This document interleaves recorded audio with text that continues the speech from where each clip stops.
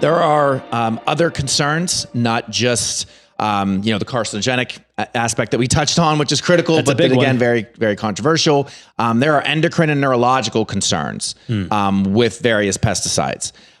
So, for example, in 2016, a meta-analysis, so basically a study of studies, had some conflicting results, but ultimately found a significant link between pesticides and an increased risk of Alzheimer's disease.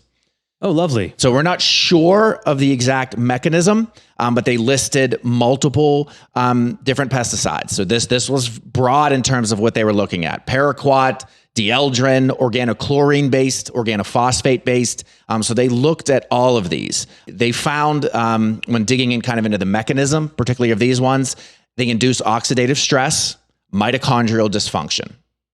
Well, those are both things we don't want in our bodies. And so it makes sense that you wouldn't want those from a pesticide. Oh, gosh. Yes. Okay, this is really depressing, Joey. I think another important, again, because this can be where you read a particular study and you jump hardcore. This is where I'm going to kind of hang my hat on this issue.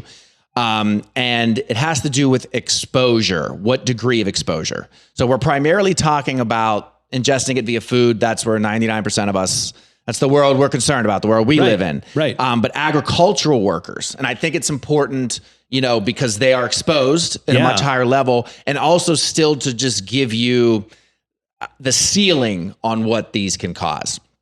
So there was a study done in 2012 that looked at agricultural workers who are using essentially spraying the crops. They found everything from multiple, they called central nervous system manifestations: headache, fatigue, tension, irritability, insomnia, dizziness, depression, difficulty concentrating, poor balance. So it's getting very neurological, peripheral neuropathies, abnormalities in even in knee and ankle reflexes. Wow. And then other issues: numbness of skin, twitching in arms and legs, tremors, blurred vision, change in smell and taste.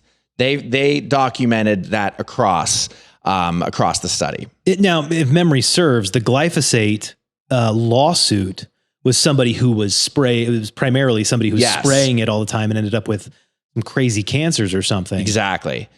So this is the same sort of function. These are people who are exposed to it a great deal. Correct. They're not necessarily eating it, although I'm sure they're probably doing that too. We're talking about people on the extreme end.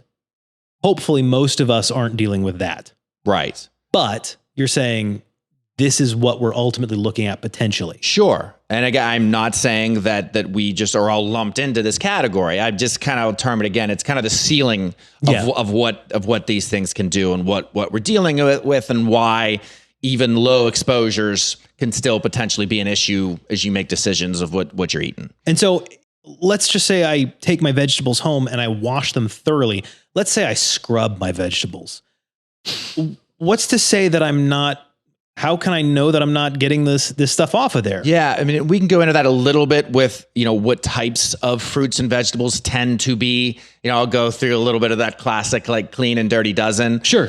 But it's important to know that outer layer, especially these pesticides that have those surfactants. Again, there are chemicals in there that are making them bind. Okay. And fruits and vegetables are porous. We're not talking about a countertop. Okay. Right. So even whenever, you're still much better off, you're washing off dirt, you're washing off bacteria. Sure. Whatever, you decide to do, just water's fine. There's different things that are, you can swear by, or that one study says. I don't think it's critical. I think wash your fruits and vegetables. Yeah. Okay. Yeah. But there's still an absorption extent that you cannot get rid of completely, particularly when you look at individual fruits and vegetables. Okay.